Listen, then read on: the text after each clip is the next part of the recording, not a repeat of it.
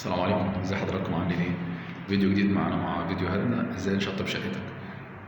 نتكلم في عجالة سريعة كده عن تأسيس الكهرباء بتاعت الكومودينوهات بالذات، لأن مهمة جدا يا جماعة. بتفرق قوي قوي قوي في الفينش بتاعها. عادة احنا بنيجي نأسس، يعني المفروض انا كانتيريور ديزاينر بعرف العميل عايز سرير نوع ايه، او هو اوريدي جاب سرير او هيجيب سرير، فانا بديله الدايمنشنز بتاعتها اللي انا هنفذ الشغل على اساسها في الشوب دروينج بتاعي، او وانا بدي للعميل، او انا بكون يعني اجي جايب الشقه من الاول للاخر، فبتكلم معاه في النقطه دي، نقطه والله انت السرير يناسبك قد ايه، او المساحه الحيطه عندك يناسبها قد ايه بعد توزيع العفش.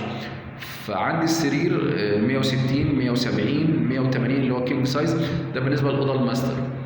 بالنسبه للاوضه الاطفال 120 متر او 90. فبتفرق معانا في كده. وانا بقى بوزع الكومود عندي 45 في 50 في 60. طب انا دلوقتي هاسس كهرباء على اي اساس؟ فدي مهمه جدا يا جماعه. وانا باسس ان انا هاسس على ارتفاع 70 من الارض، مش من 40 ل 50 زي كل الشقه، لا بتبقى 70 عشان ارتفاع الكومود بتاعي. وانا باسس بعد كده بعمل الحسبه، بقسط بقى وانا بدي للكهربائي الابعاد، او بعلم له على الحيطه بابعاد او المسافه اللي بين علب الكهرباء. زي مثلا مثال، انا عندي دلوقتي اوضه ماستر هعمل فيها سرير كينج سايز 180 وعندي 2 كومود 60، فكده يبقى عندي دي المسافه. انا عايز العلبه في نص الكومود، يبقى انا عندي في كده 60 زائد ال 180 بتاعتي يبقى 2 متر 40، يبقى عندي من علب الكهرباء بدي الاوردر للكهربائي 240 سم سنتر وارتفاع 70، فبالتالي الكهربائي هيأسس على اللي انا الاوردر اللي انا مديهوله، اللي انا اوريدي موزع العفش عن طريقه في الرسومات بتاعتي. يجي بعد كده ساعة الفينش اجي احط السرير في مكانه، احط الكومود في مكانه، هلاقي كل حاجة في السنتر بالظبط.